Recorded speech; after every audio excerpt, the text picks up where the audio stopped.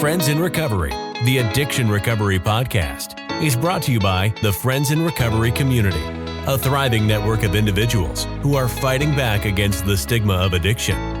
Join our hosts as they speak up about the real issues of addiction, treatment, and recovery.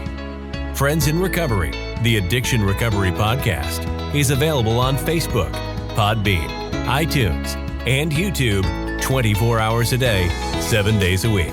Now, here are your Friends in Recovery. Welcome back, everybody, to the Friends in Recovery Podcast. I'm your host, Ed, Jersey Ed, some Ed, and I got blah, blah, blah, blah, blah, blah, blah, Beth, and Dan. What is going on here, guys? Can't we just say our names anymore? No. This is AA. We don't have names. That's right. That's right. Jersey Ed. Dan. Dan, what are you, like 12 years old? And Beth, what are you, 13? Yeah, let's go with that. Yeah, we're just going to stick with that. All right, there you go. So, guys, hey, welcome to the show, everybody. And I'm glad Dan and Beth are on the show. It's been a while since, guys, you guys left me hung out to dry last week. Did you see my show? I think I did a pretty good fucking job. I didn't see it. It was solo. I'll watch it today. It was. Oh, my God. I was just like rambling on. I'm like, I don't know. This show is going to be 3 minutes long. Next thing I do, look down, it's like a half hour. I'm like, holy shit, man. I'm thinking to myself, maybe I don't need these guys on this show anymore. So You don't. It's all about you, Ed. that is, it's all about me. Thanks, Beth. Yeah, I'll keep you on the show, Beth. Oh, okay. I see where this is going. God. Anyways, if you want to get a hold of us, if you want to vote on who should stay on the show or not, you can call us at 800-737. They're all going to vote for Bambi.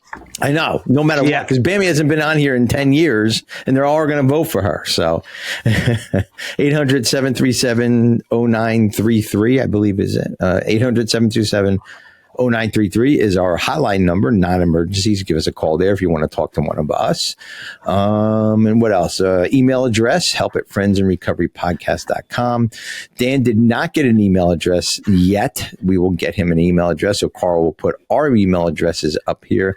And please, guys, don't forget to like, subscribe, share, leave a comment, and whatever else you do to get our likes above 4. Please help us out. Well, this week it'll only be 3. There's only 3 of us. There's only three that's of right. us. There's only 3 of us. Well, I'm sure we can get Bambi and Jill to give us a like too, so we can get 5 this week. So, Maybe. maybe. But before we do any of that, while you guys are liking, subscribing, and sharing, please listen to this important announcement. Are you a rebel seeking transformation in your recovery journey? Then 366 fucking days sober is the book for you. 366 daily meditations. This book by the SoberPod Recovery Podcast host and professional rebel, Carl, will help guide you towards a new way of thinking and living. Each daily meditation offers a fresh perspective, practical advice, and a healthy dose of Carl's irreverent humor to help you stay sober and embrace the challenges of life without drinking, drugging, or shitting your pants. Whether you're just starting your recovery journey or looking for a daily dose of encouragement and laughs, 366 fucking days sober is the book for you. So, if you're ready to transform your life and become the rebel you were meant to be, get your copy of 366 fucking days sober today. Available today on Amazon.com. Okay, guys, get the book, right? Isn't that what we say? Here it is. Get that book. Be there, be square. Thank you, Carl. Beth has a book. I have a book, but I don't have it with me. And you just don't want to go over into the next room and get it. Yeah. Okay, that's good. I love the effort put forth into this show.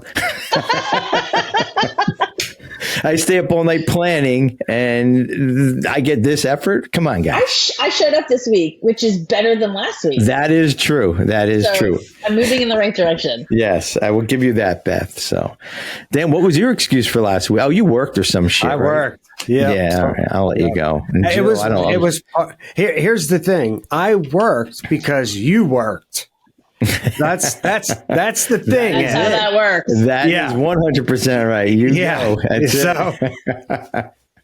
Oh man, that is funny. So that's just a kind of an insider joke here in the biz, right? There's Jill. Hey Jill. She's on Facebook Live. She was sick last week, guys. Yeah, she's on Facebook Live. Hi Jelly. Hi, Jill. We miss you, Jill. Jump Where on. are you, Jill? Jump on. Oh, I don't know if we should say where she's at. Let's just leave her location undisclosed for this week because we need Dan to stay here. Yes. We should do a "Where in the world is Jill?" Where is Jill? Yes, where is Jill? Oh, don't tell everybody. Shh. Oh. Delete that comment, Jill. Delete that comment. I miss Jill. Where the hell is Jill? Jill. I know. She's probably on 95 somewhere, I'm guessing, but she's on. Let's keep it this way. She's on special assignment for Friends in Recovery podcast. We have her out in the field, right? That's what we have her doing. Yep.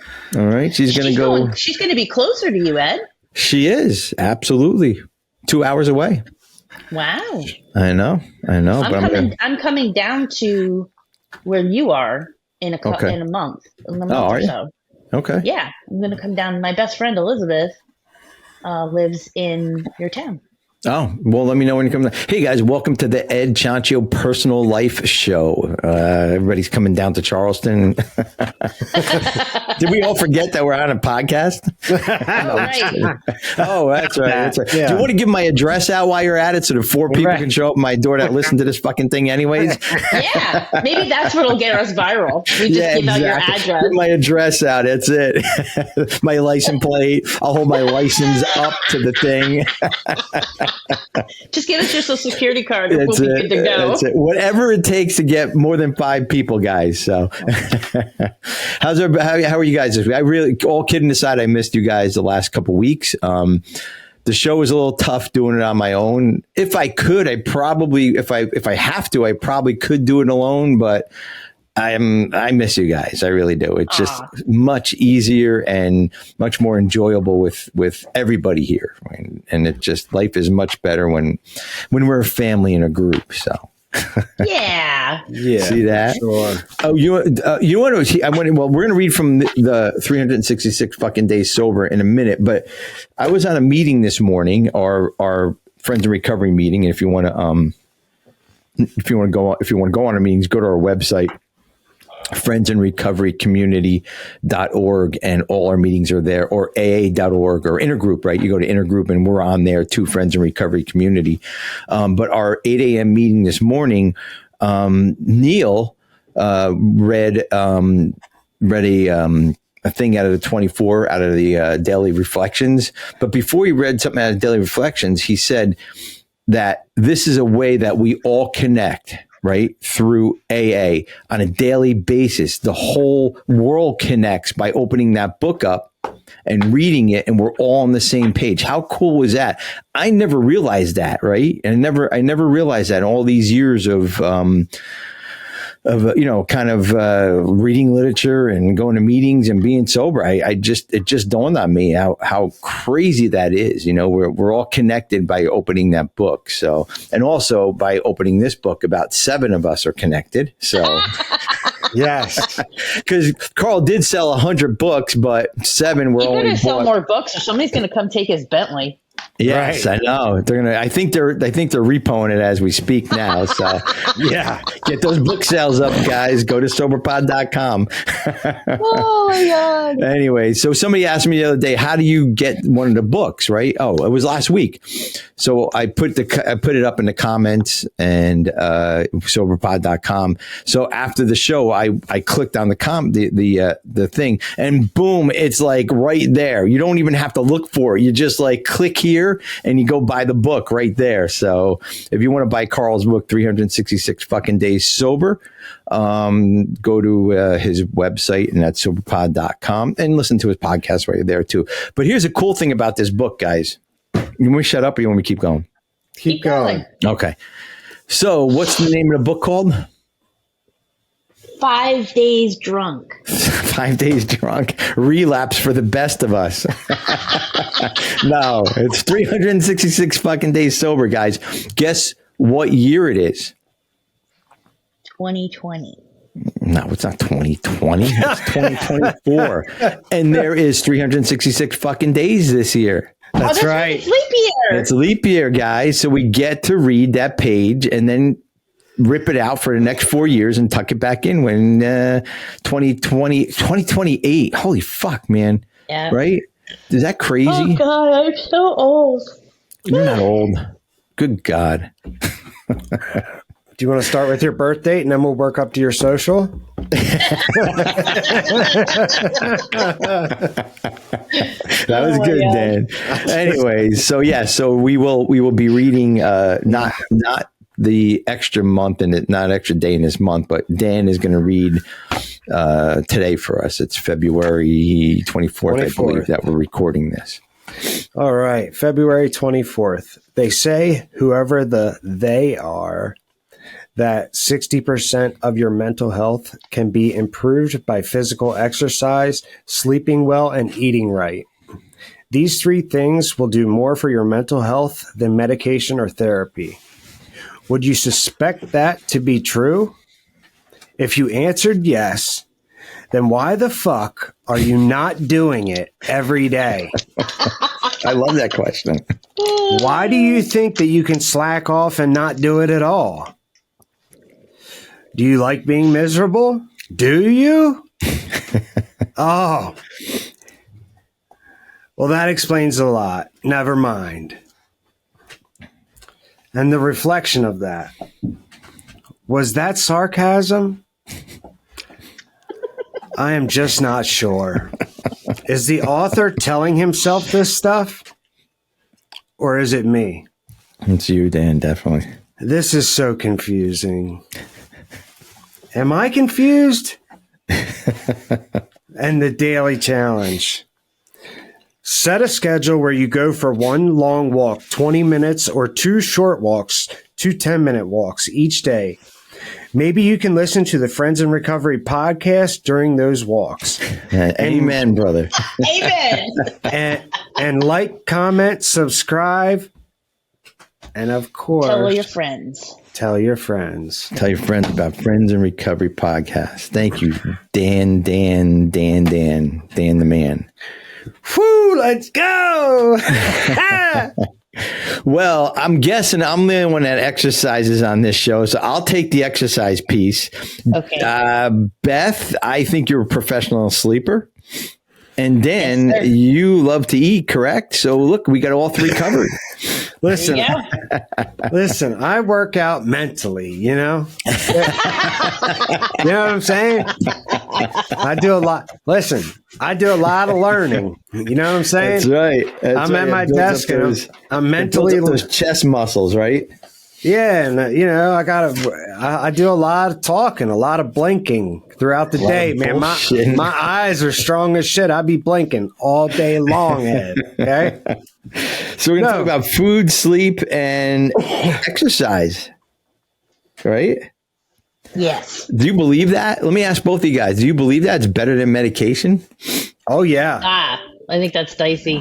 I'm gonna find I'm gonna find a picture for the podcast. I like that. Dan, well, I'm going to go with Dan. Why do you think it's better than medication, Dan? So I'm going to tell you why, right? So I did some time in an institution, right? Mm-hmm. During that time, right, I changed everything about my life, where it was, you know, my eating habits. I was lucky enough that I was able to eat healthy. You know, I was on a high protein diet. I stuck to a strict workout routine.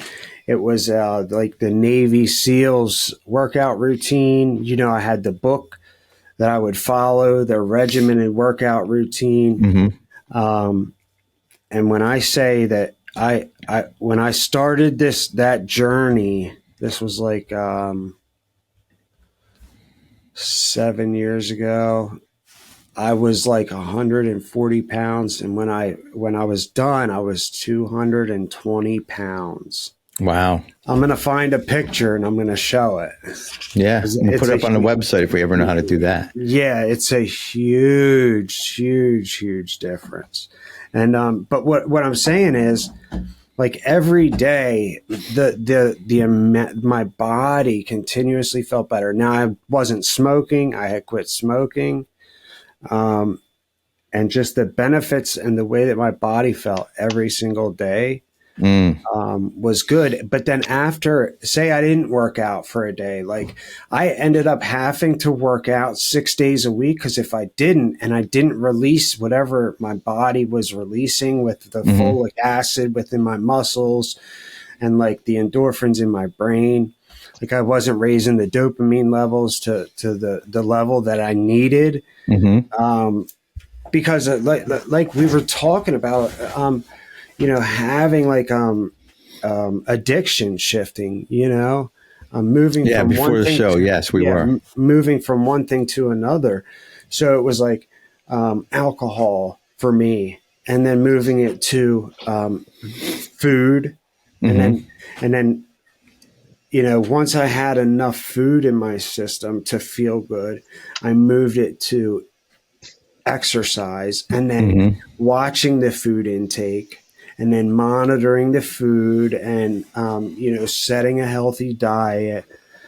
Yeah, but do you think? Let me stop you there. Do you think that's an addiction to going from food to, from obviously the addiction is the drugs, alcohol, but going from food to exercise? Everybody says, well, you're just treating one for the other, because I exercise like a maniac, and no. I'm constantly running and constantly challenging my body and seeing how far I can push it, right? But I don't think. I enjoy it. What's your thoughts? You think it's an addiction? No, so there's healthy and unhealthy, like addictions to have. You can either switch an unhealthy addiction for a healthy thing, like for a healthy thing to be addicted to. Like it takes 18 to 21 days to break a habit and to form a new one, right? So during that time, you can either switch it for something good or switch it for something just as bad. Good or evil. Right. So switching it for exercise. And, there is a point to where we can do it in excess and it becomes unhealthy for us. If you're working out and you're doing 1,000 squats a day, I would say that's unhealthy. Well, yeah, and you're not eating correctly, and you have to have it all balanced. You have to have the food, the sleep, and the exercise. I'm going to bring our sleep expert, blah blah blah, Beth, to still talk a little bit about some sleep here. Beth is our resident expert here, and we bring her quite frequently on the show to talk about sleep. And oh yes, I love sleep. She does love sleep. But all kidding aside, Beth, you do like to sleep, and when do you find that if you sleep too much, it's like Dan said, it gets just like way out of balance, and if you don't sleep enough, or what's your thoughts on the sleep? Because I sleep, and I'm not a good expert on sleep. Well, I think your body will tell you, and your body is not going to let you oversleep. Like if I go to bed too early, even if I've had an emotionally draining day, I need a solid eight hours. But if I do nothing all day and I go to bed early, I will wake up at 3:00 in the morning and I'm like, oh, I'm awake. My body has decided it's done sleeping. Yeah. I think that, so there's been lots of studies on sleep. And being like catching up on sleep. So like there's only a certain amount of time that you have to actually catch up on the amount of hours your body needs. If you don't catch up, you're depleted. So I take sleep very, very seriously. When I wake up in the morning, I take it slow. I go to bed early. I go upstairs at 9 and I usually fall asleep between 10 and 11. And my body lets me know how much sleep I need. I actually have not woken up to an alarm more than once or twice in like the last year. That's when you know you're getting the correct sleep. I do. So here's my thing on sleep, and I don't know if this is right or wrong. First of all, I heard that say you stay up all night watching Netflix, I don't know, whatever, all night long, and you go to sleep at 2:00 in the morning, you have to be up at work at 5. You get 3 hours of sleep. You're dragging ass all day. It's Friday, and you go home and sleep at 6:00, and you wake up 9:00 the next morning. There's no catching up, right? There's no catching up to making up. There is. I thought there wasn't. There's a couple of days, that you can like make up sleep, and then your body will return to its regular rhythm. Okay. That's number one. Number two, I before the job that I have now, I was working at another place, and I had so much anxiety because owners change and new people came in, and whatever. And I was fighting like to go to like I would fall asleep. But then I would be up at 1, I'd be up at 2, I'd be up at 3, I'd be up at 4, and so on and so forth. And then I just get up. But after a while, after I found this new job and life is good and I can sleep now, I do get up sometimes because I wake up early.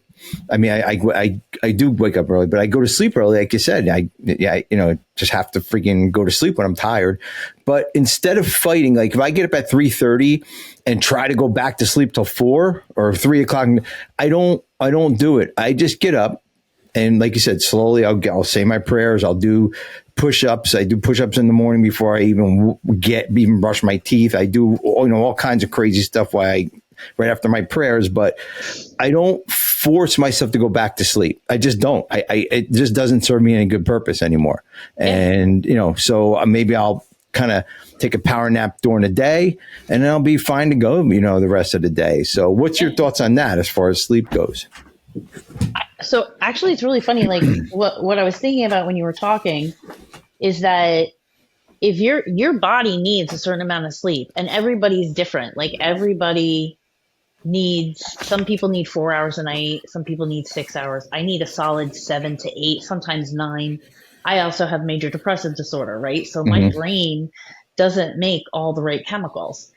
So there's a lot that you can do with food and exercise to like get your sleep patterns correct. Mm-hmm. And I think Carl's very much on the right path.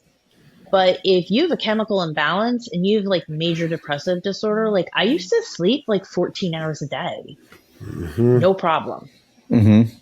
Now I'm on medication for major depressive disorder. And when I take care of myself, I can have normal sleep, right? But if I'm out there and I'm, if I'm eating, so if I eat too many carbs, if I eat if I'm just like in an eating mode or I'm eating my feelings, which I love to do, mm-hmm. I'm gonna sleep more because my body's not functioning right. Mm.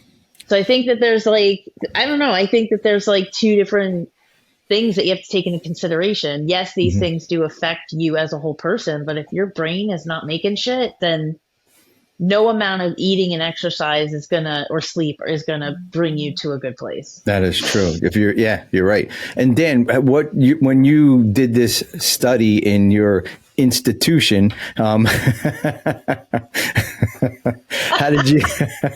did you notice that like once you ate correctly, you slept better, and once you exercised, did everything affect your sleep once you started putting all that into place? Yeah, for sure. But I would never eat right before I went to sleep. Mm.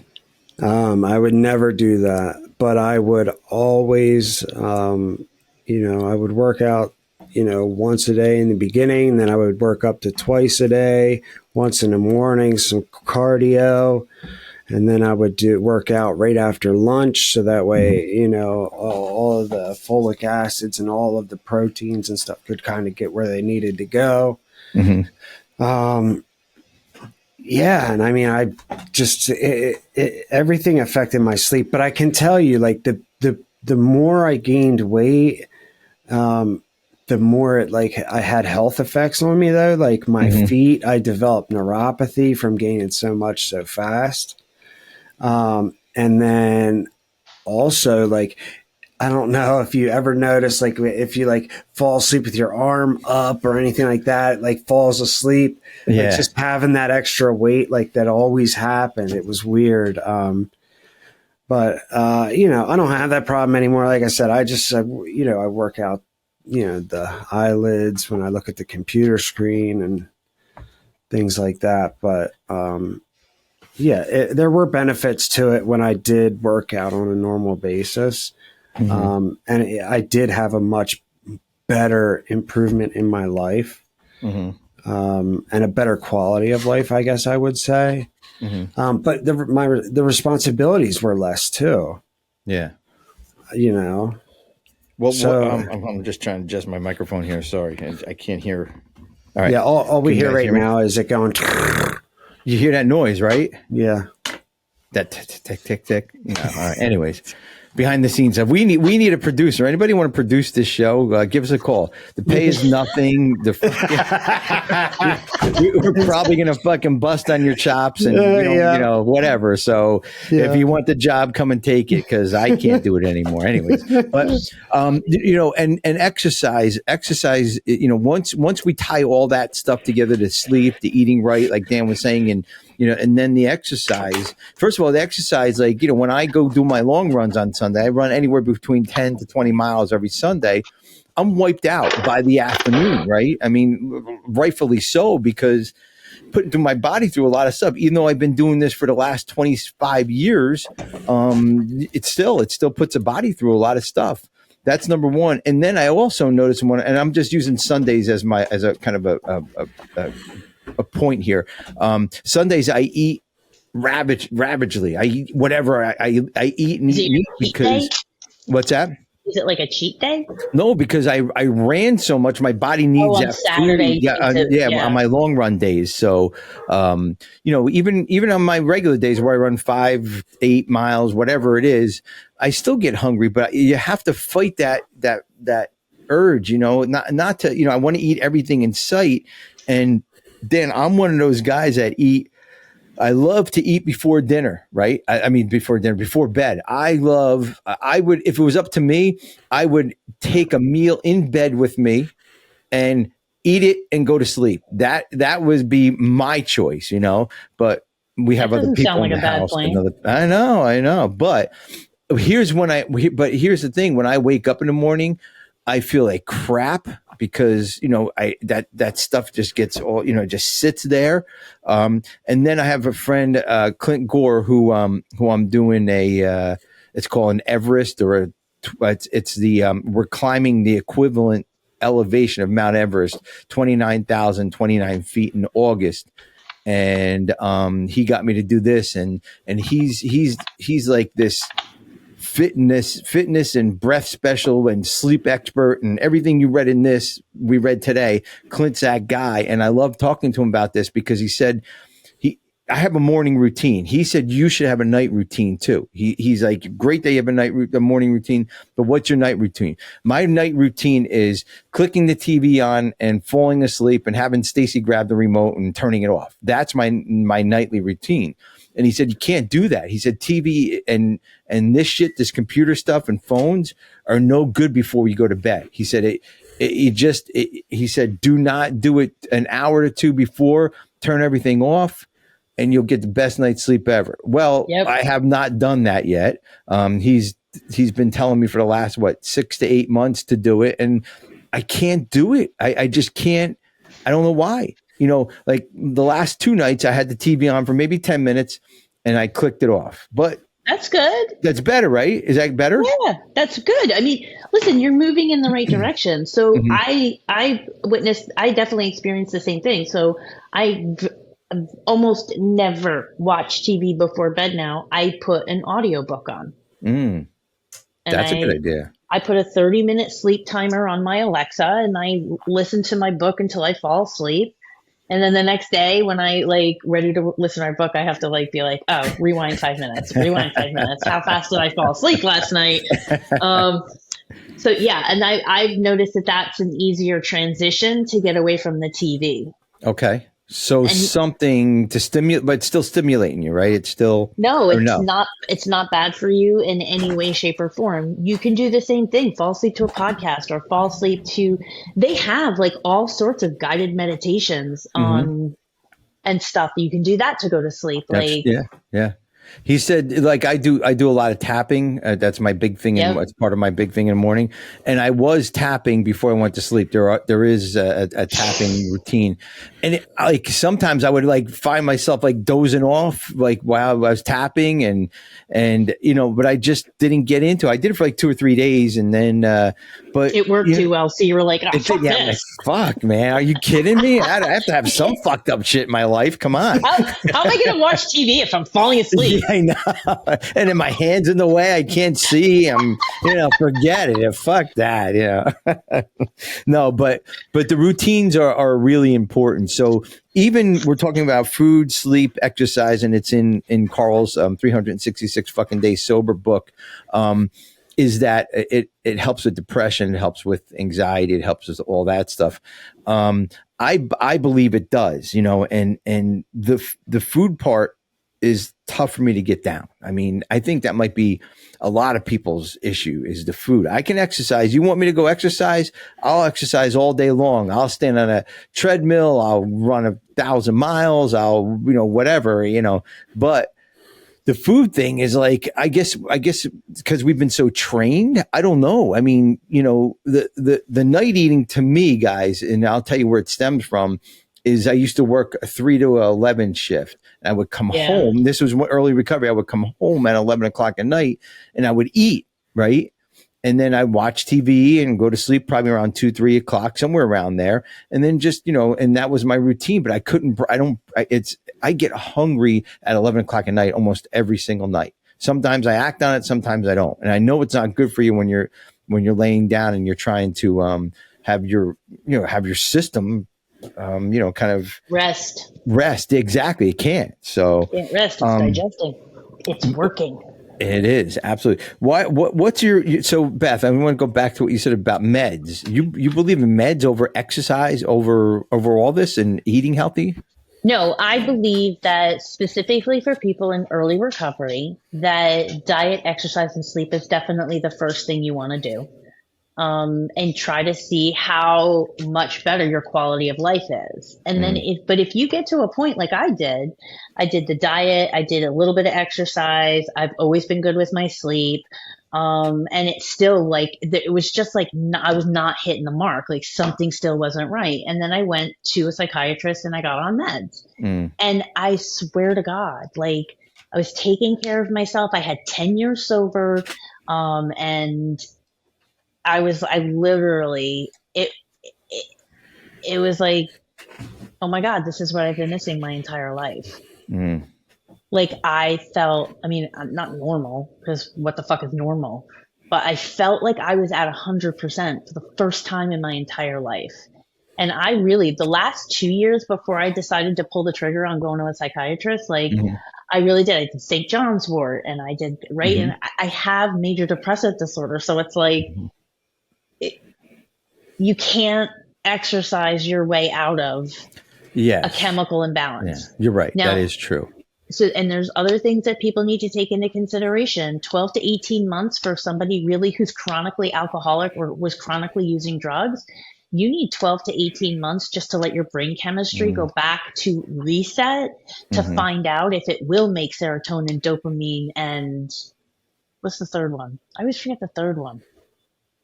Anyway. Something these are actual drugs, right? So there are 3 drugs in your brain that your brain makes that is actually made in your gut, but that your brain uses to make you feel happy, to give you elation, to do all these like happy feelings. And what happens is when you drink or you drug to an addictive state, your brain stops making them because the brain says you're already on too many drugs. I'm not giving you any more. So your body stops producing these chemicals in your body, and it can take 12 to 18 months of no substances in your body for your body to start saying, oh, yeah, you might need this.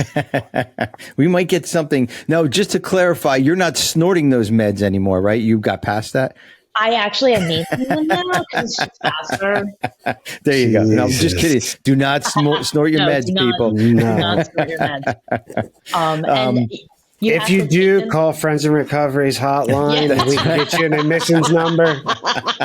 No, we won't. We cannot give out admissions numbers. Sorry. Oh my God. But it's like a lot of people have gone on meds in early recovery and found that they didn't need them 2 years in. Mm-hmm. For me, meds were not available when I got sober. Ed, when you and I got sober, like you and I lived through the introduction of SSRIs and what that looked like in 12 step. And everybody was like, you can't take pills. You can't take that shit here. Yeah, you can't take that shit and be sober. And I remember that. And look at the landscape now. But you know, I was 10 years, and it's just, it's not. So many people think it's like a good or you're bad or there's something wrong with you, that like you have to take meds to be normal or, you know, at 100%. And it's like, listen, major depressive disorder clearly runs in my dad's side of the family. My grandfather on my mom's side committed suicide. Like we've got some shit going on here. I didn't do anything. No. Why would I deprive myself of feeling better? But exactly. Why would you deprive? You know, we get into recovery, guys, to be a better person, to feel better, to have a better quality of life, not to, you know, kind of white knuckle it until, you know, the day we die. That's not what we're here for, you know. And